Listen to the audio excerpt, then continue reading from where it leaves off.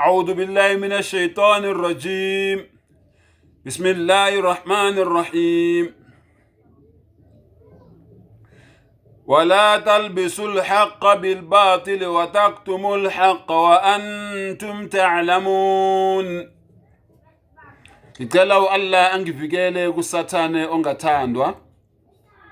Egameni lika Allah onomusa onesihawu.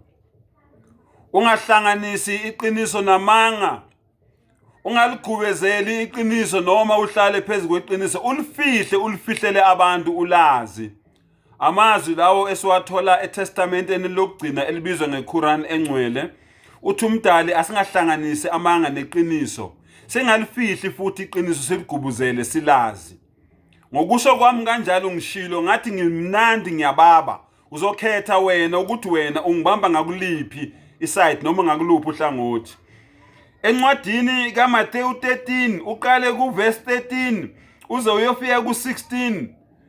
Uyeshwa lo namhlanje senambiza ngoJesu uthi deaf, dumb and blind, abangezwa, abangakhulumi, abayizimpumputhu, abantu baphumputha bebhekile, abantu bayizithulu bezwa, abantu bayizimungulu bekhuluma.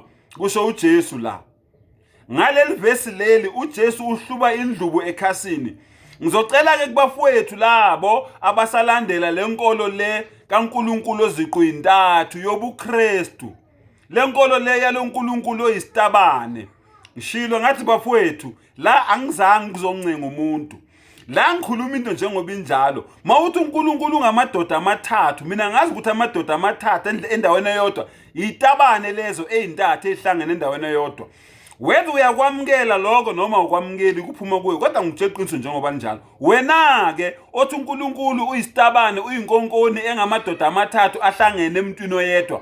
Ngikhuluma nawe manje ngithi uJesu uthi ubhekile kodwa uboni, uyezwa kodwa uzwa, uyakhuluma kodwa ufana nokuthi uthula. Angeke uze ubuyele endleleni eright until wena ufuna ukushintsha wena.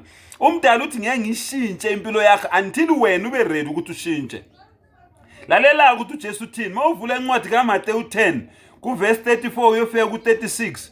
Uthi mina angizanga kuletha kuthula emhlabeni, kodwa ngilethe inkemba. Uyabuzwa? Angizanga lo Jesu lo enimbiza ngemvu yenkosi akuyona imvu ke lesikhuluma. uJesu imvu, uyeshwa lo esikhuluma ngaye. Uthi angizanga kuletha kuthula emhlabeni, kodwa ngenzeni? Ngilethe inkemba. Ngizoxabanisa uyise nendodana, ngixabanise indodakazi nonina. Yinto ke uJesu ayizeleke la emhlabeni. Ulalele ukuthi uJesu uthini. Wena ngifuna ukuthi umlalele kahle uJesu. Kwakuyindoda ehlakaniphile uJesu. Usuyazi ukuthi uJesu emhlabeni ulethe havoc ngesilungu.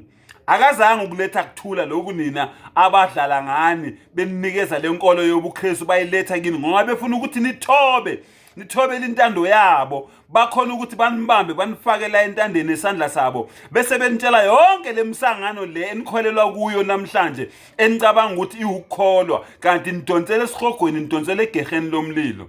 Ngicela ukuthi nivula amehlo bafowethu nilibone iqiniso njengoba linjalo. Wa akhiru dawana anilhamdulillahi rabbil alamin.